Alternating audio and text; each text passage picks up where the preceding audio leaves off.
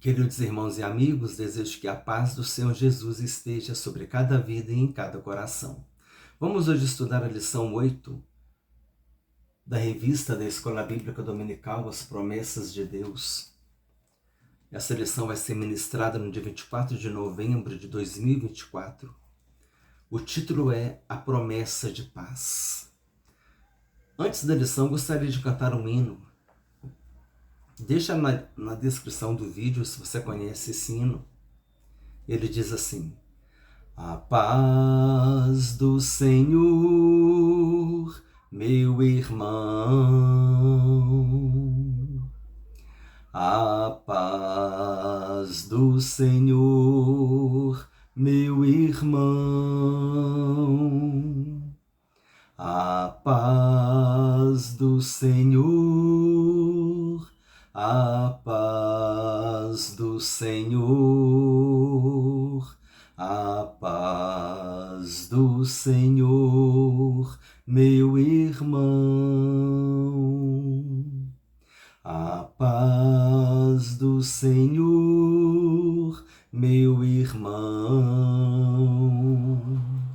A paz do Senhor, meu irmão.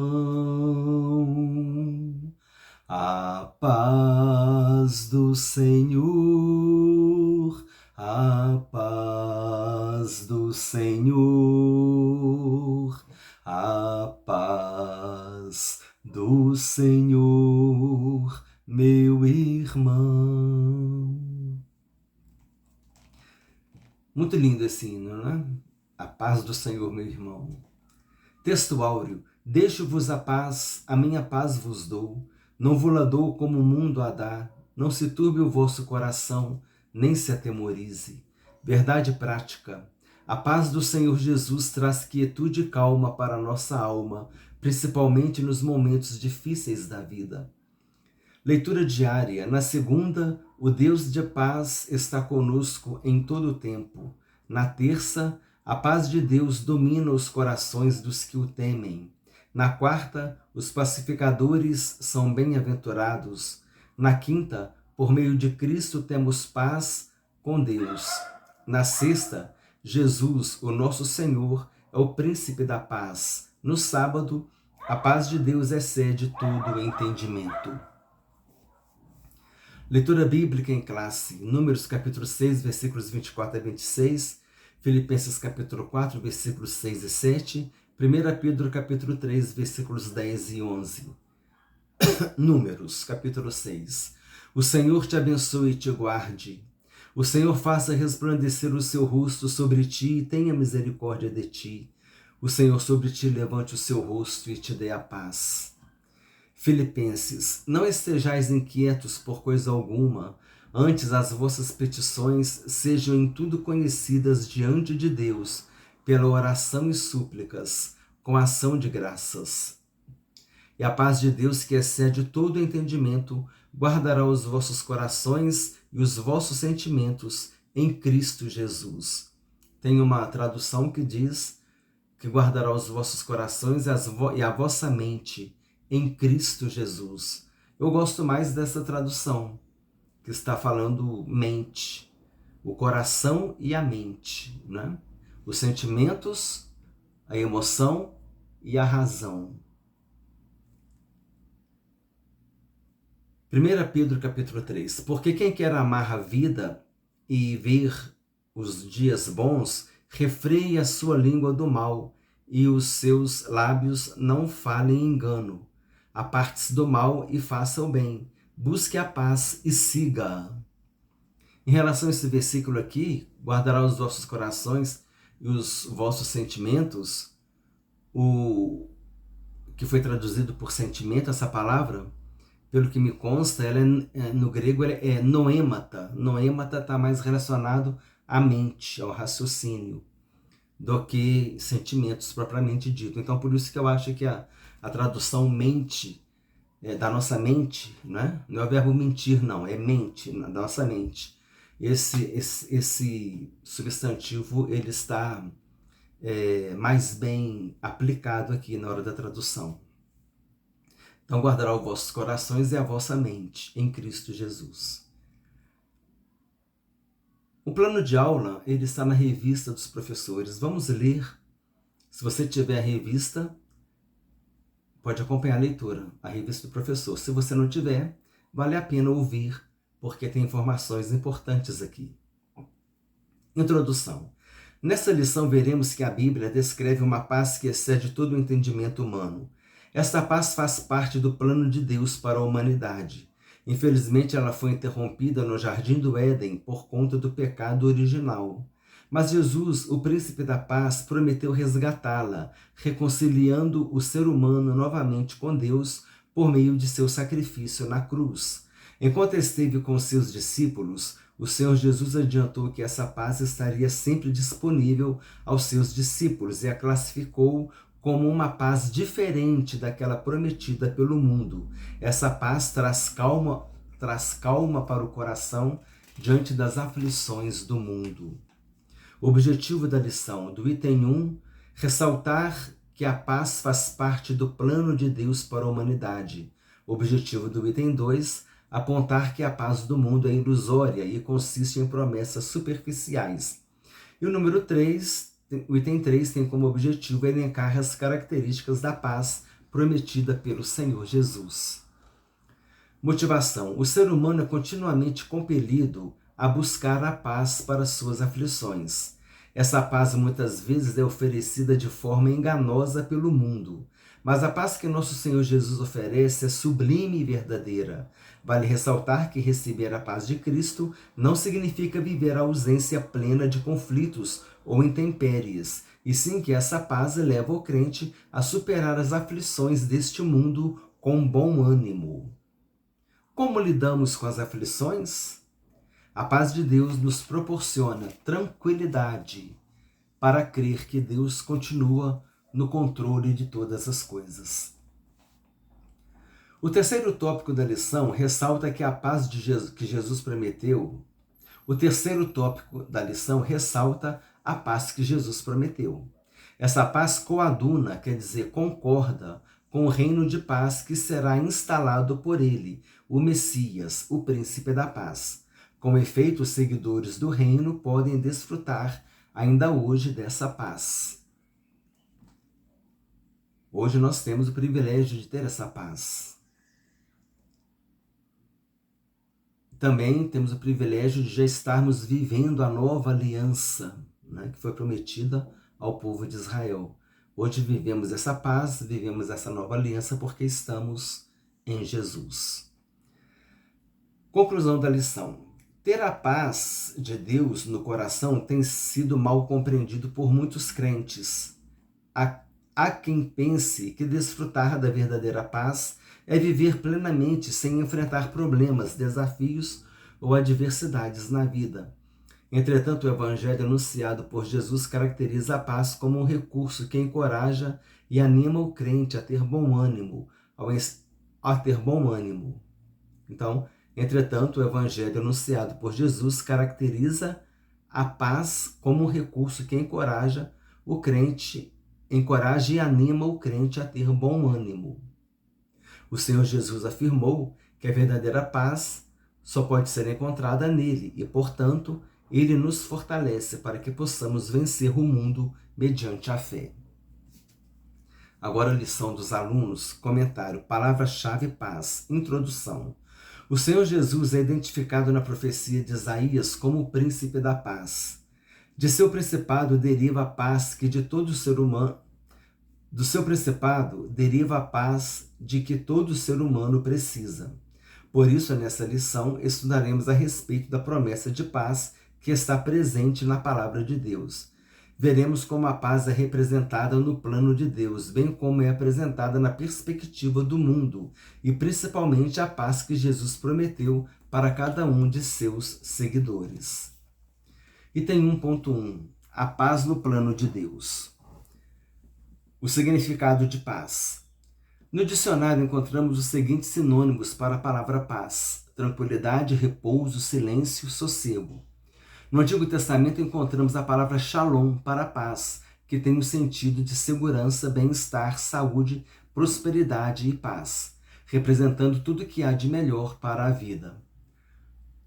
No Novo Testamento, em grego, a palavra paz é eirene, com significado semelhante, contudo, enfatizando a ideia de quietude e repouso. A respeito da palavra shalom, queria fazer 2 comentários. Há um costume dos judeus de falar assim, shalom, shalom. Ele está intensificando a paz, igual quando os serafins falaram, santo, santo, santo é o Senhor dos exércitos, porque não há um superlativo no hebraico. Então, quando ele quer intensificar, ele repete a palavra. E então, não é que Deus seja 3 vezes santo, a gente não pode mensurar a santidade de Deus, mas ali está intensificando, está querendo dizer que Deus ele é santíssimo. Então, quando se fala shalom, shalom, está intensificando essa paz. Eu vou ler o comentário aqui para corroborar o que nós falamos. A palavra shalom, repetido 2 vezes. A gramática hebraica não tem adjetivos comparativos ou superlativos, como melhor, maior. Para mostrar graus, apenas repete uma palavra. Portanto, shalom, shalom, não é apenas paz, mas uma paz tremenda, super paz, paz muito grande. É um recurso do superlativo do hebraico. Ele quer mostrar um grau, ele quer intensificar. Ele não fala santíssimo, não tem isso no hebraico. Ele fala santo, santo, santo. Shalom, shalom, quer dizer, é uma paz, não é só uma paz, mas é uma paz tremenda que eu estou te desejando. Shalom, shalom, é uma paz tremenda que eu estou te desejando. Está intensificando. Santo, santo, santo é o Senhor. Santíssimo é o Senhor. Mas eles não falam o íssimo, eles não têm esse superlativo. Então, o recurso que eles usam é repetir o adjetivo, né? Qualificando a quem eles querem qualificar. Um animal, Deus, uma pessoa. E outra coisa que eu gostaria de dizer é o seguinte: existe no hebraico um recurso linguístico do hebraico que se chama construto. O construto, ele é simplesmente a nossa preposição de, do, da. Então, o que acontece? Acontece que quando esse construto ele aparece, ele muda a vogal da palavra. Então, por exemplo, a palavra bait é a palavra casa. E El é Deus. Então não é Batel, é Betel. Casa de Deus. Então esse construto, esse de mudou a vogal da palavra bait, que é casa, e ficou, ao invés de falar Batel, fala Betel. Mudou, entendeu? Mudou a vogal ali, há uma mudança de vogal. E com a paz do Senhor é a mesma coisa. Shalom é a paz, certo? Mas a paz do Senhor tem esse do aí, que é o construto. É a paz de alguém. Então, a presença desse construto, desse de, mudou a vogal da palavra shalom. Então, não é shalom Adonai, é shalom Adonai. Então, se você quiser falar a paz do Senhor, em hebraico, você não fala shalom Adonai. Você fala shalom Adonai. Por quê? Porque esse construto mudou a vogal. Igual mudou a vogal da palavra casa, mudou a vogal da palavra paz aqui também. De Bait foi para Betel, de Shalom foi para Shalom. Porque o construto, né, a preposição de, mudou a casa de Deus, a paz do Senhor. Então houve essa mudança ali na vogal ali. Isso é um fenômeno que acontece quando se faz o construto. O construto é você atribuir uma coisa a alguém. É a casa de Deus, é a paz do Senhor, entendeu? É nesse sentido aí. Então, para falar certo, fala-se Shalom Adonai e não Shalom Adonai. Auxílio teológico, o Espírito e o mundo. Jesus deixa a paz aos discípulos. Como isso se encaixa com o que vem antes? E qual é o significado de que vem antes? E qual é o significado de paz? O Espírito vem pelo nome de Jesus, ou seja, através da obra redentora de Jesus. Paz, nesse contexto, refere-se ao que Paulo chama justificação e reconciliação. Quer dizer, por causa da obra de Jesus, as pessoas estão numa nova relação com Deus. Tal relação é tornada real quando a pessoa crê em Jesus. Essa nova relação é expressa simultaneamente de duas maneiras. Por um lado, a pessoa tem uma nova posição diante de Deus por causa da obra de Jesus. Essa nova posição diante de Deus é a santificação posicional. Eu era criatura, mas agora eu fui feito filho de Deus. Então, essa santificação posicional. Depois vem a santificação progressiva, que você vai se santificando na presença de Deus. Os 4 instrumentos para a santificação: a oração, a palavra de Deus, o sangue de Jesus e o Espírito Santo. Jesus está com o céu. Jesus está no céu com o Pai, declarando que ele fez a paz com Deus para as pessoas pecadoras. Porque ele tirou, a partir do momento que ele tirou o pecado de nós, né, somos perdoados, a razão do conflito nosso com Deus não existe mais, porque agora nós somos perdoados, então agora temos paz com Deus. Porque houve o perdão dos pecados. Note que esta é a parte advocatícia do Consolador, mas no céu. Por outro lado, o Espírito traz essa paz ao crente. É quando a reconciliação e a justificação tornam-se pessoais. Cada um tem uma experiência pessoal com Cristo. A salvação, ela não é individual.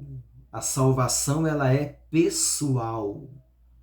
O indivíduo tem uma experiência pessoal com Deus. A salvação não é individual, a salvação é coletiva. Todos nós que somos lavados pelo sangue de Jesus, que aceitamos Jesus como nosso Senhor e Salvador, somos salvos. Isso é uma salvação coletiva. A pessoa fala salvação individual no sentido de que o indivíduo tem que ter uma experiência com Deus. O indivíduo tem que ter uma experiência pessoal com Deus. Mas a salvação não é individual, ela é coletiva, entendeu? Então é raciocinar em cima disso. A salvação é coletiva, mas cada indivíduo tem que ter uma experiência pessoal com Deus. Note que esta é a outra parte advocatícia do Consolador, que afirma e assegura ao crente que este tem uma posição boa com o Pai no céu. Essa ideia de paz está embutida na ideia de shalom, a palavra hebraica que significa paz, que tem longa história e está carregada de rico significado.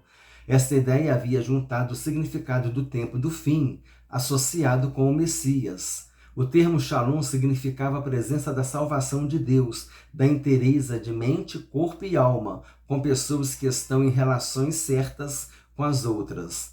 Na aparição da ressurreição, em João capítulo 20, versículos 19 a 23, Jesus fala a paz para os discípulos covardes. Lá, como aqui, ele os consola por meio de um tempo muito aterrorizante. Assim, pela segunda vez, ele diz: não se turbe o vosso coração, nem se atemorize. Número 2, a paz ilusória do mundo. 2.1, uma paz enganosa. Muitos buscam a paz nos vícios, em substâncias tanto ilegais quanto legalizadas, nos jogos, nas baladas, em falsas religiões.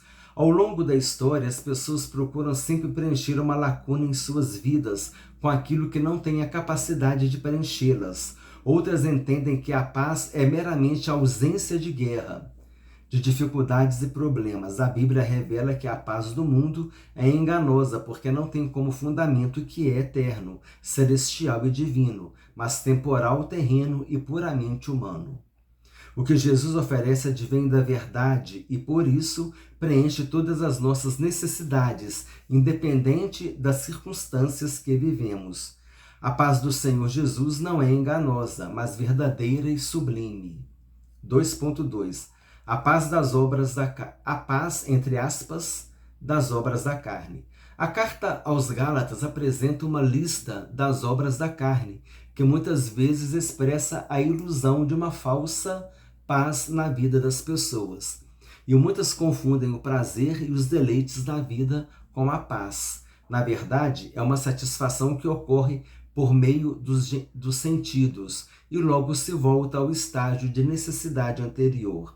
Assim, quem vive na prática das obras da carne imagina que desfruta de uma pretensa paz e, como consequência, pensa que vive uma vida feliz. Ledo engano.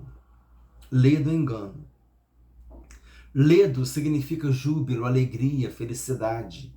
O ledo engano seria aquele engano feliz, né? A pessoa está enganada, mas ela está assim, inocentada. Ela está enganada, mas tá sem malícia, né? Ela está de boa fé, é nesse sentido.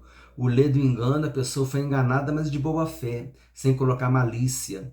Ela foi enganada, mas ela está até feliz, né? Mas ela foi enganada. É o ledo engano.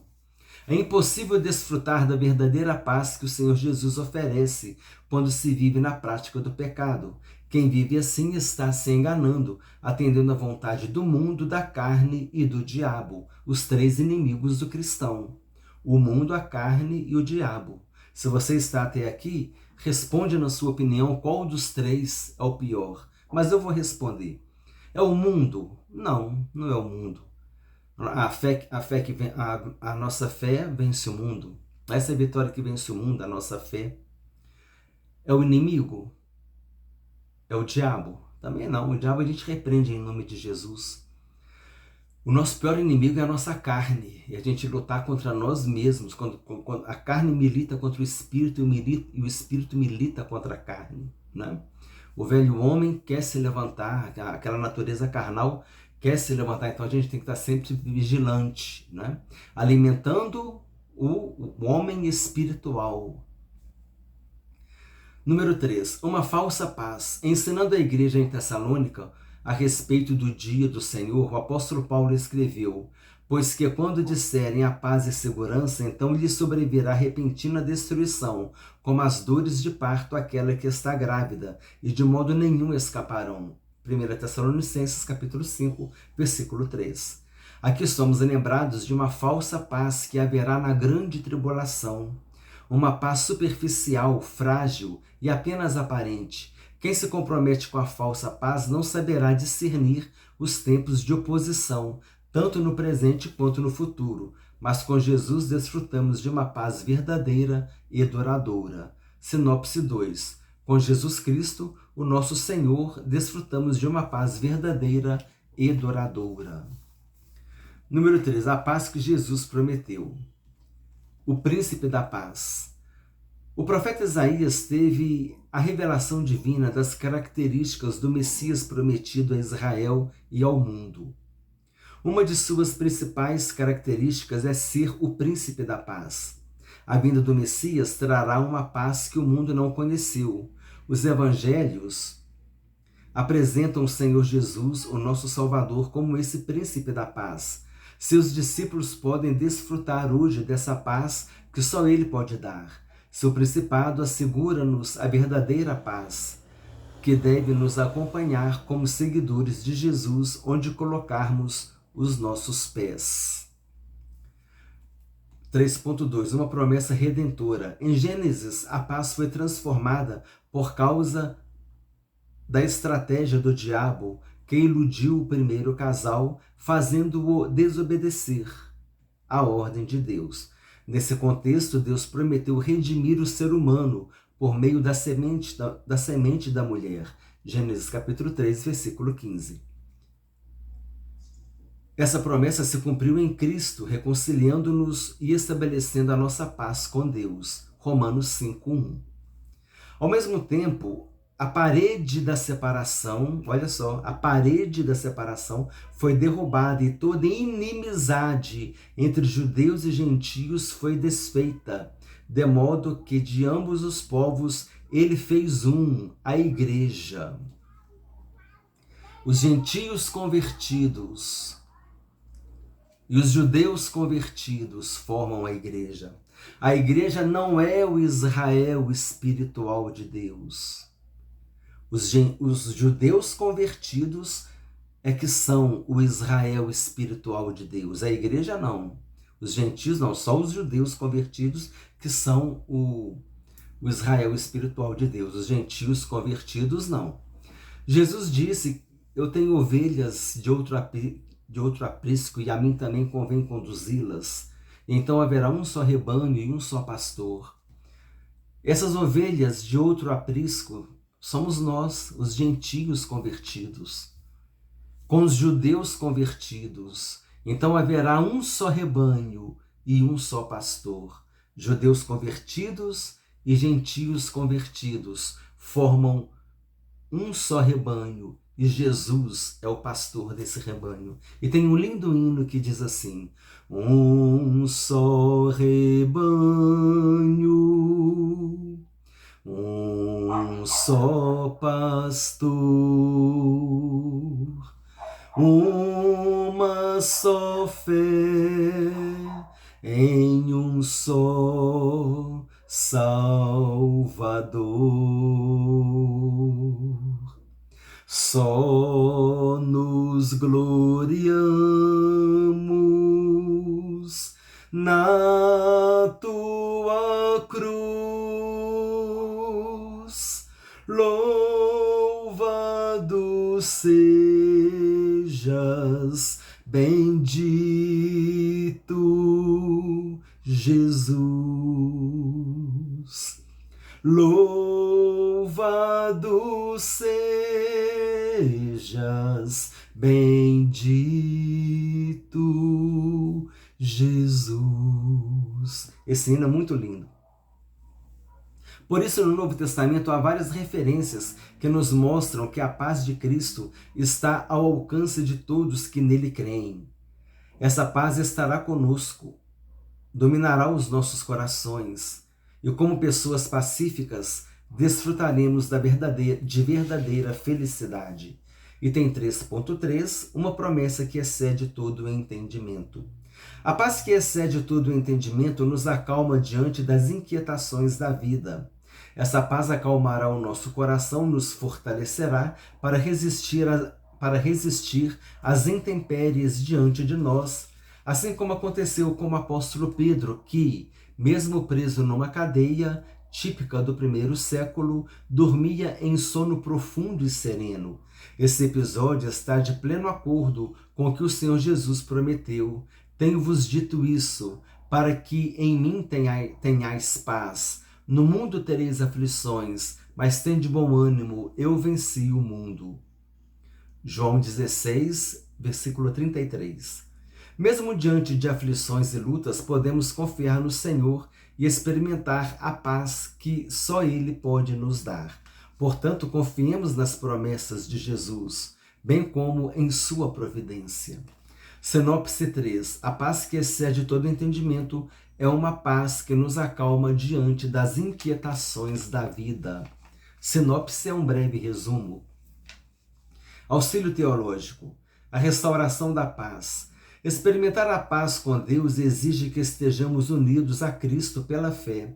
O primeiro passo é crer no Senhor Jesus Cristo. Esta crença é mais do que apenas uma concordância ou aceitação intelectual. É uma confiança ativa pela qual uma pessoa aceita o sacrifício de Cristo pelos pecados e entrega o controle de sua vida à liderança de Cristo. Uma pessoa que responde a Cristo dessa forma é perdoada e justificada, isto é, torna-se reta diante de Deus através da fé. Junto com a fé, devemos seguir as diretrizes de Deus e obedecer aos seus mandamentos, a fim de vivermos em paz. Os profetas do Antigo Testamento declaram frequentemente que não há paz real para os ímpios. A fim de que possamos experimentar continuamente a paz de Deus, Ele nos deu o Espírito Santo, que desenvolve o seu caráter e os seus propósitos em nós e que envolve a paz de Deus. Com a ajuda do Espírito, devemos orar pela paz, deixando que a paz dirija nossos corações, desejando e buscando a paz, e fazendo o melhor que pudermos para vivermos em paz com os outros. Conclusão. Vimos que a paz de Deus tem a ver com bem-estar, repouso e quietude. Mesmo nas horas de grandes tormentos, contrastamos essa perspectiva de paz com a do mundo que compreende que a paz é a mera ausência de guerra ou se resume a períodos limitados de prazeres. Aprendemos que a paz de Deus é uma virtude profunda, elevada e eterna. Não se trata de algo passageiro, mas de um estado permanente que independe das circunstâncias. É a paz que Jesus prometeu. Essa conclusão é um bom resumo da lição. Revisando o conteúdo, que também acaba sendo um bom resumo. Primeira pergunta: escreva a respeito do conceito de paz. No Antigo Testamento encontramos a palavra shalom para paz, que tem o sentido de segurança, bem-estar, saúde, prosperidade e paz. Representa tudo o que há de melhor para a vida. No Novo Testamento, em grego, a palavra paz é eirene, com significado semelhante, contudo, enfatizando a ideia de quietude e repouso. Número 2, o que a paz em número 6 revela? A paz em números 6 revela um estado de plena satisfação em Deus, a qual o povo poderá desfrutar na sua peregrinação pelo deserto. Número 3, por que podemos dizer que a paz que o mundo oferece é enganosa? A paz do mundo é enganosa porque não tem como fundamento o que é eterno, celestial e divino, mas temporal, terreno e puramente humano. Número 4. Como os evangelhos apresentam o Senhor Jesus? Os evangelhos apresentam o Senhor Jesus, o nosso Salvador, como esse príncipe da paz. De acordo com a lição, o que é a paz que excede todo entendimento? A paz que excede todo entendimento é uma paz que acalma diante das inquietações da vida. Ela guarda a nossa mente e o nosso coração. Os irmãos observaram que fizemos vários comentários que não estavam propostos na lição, mas a gente vai abrindo, o gancho e vai falando sobre a igreja, sobre um só rebanho, um só pastor, sobre os 3 inimigos do mundo, e assim a gente vai enriquecendo a lição e sendo abençoados. Amém? Compartilhe com os irmãos e amigos e com todos aqueles que gostam de estudar a palavra de Deus. Desejo que Deus te abençoe ricamente, em nome do Senhor Jesus Cristo, e a paz do Senhor, meu irmão e minha irmã.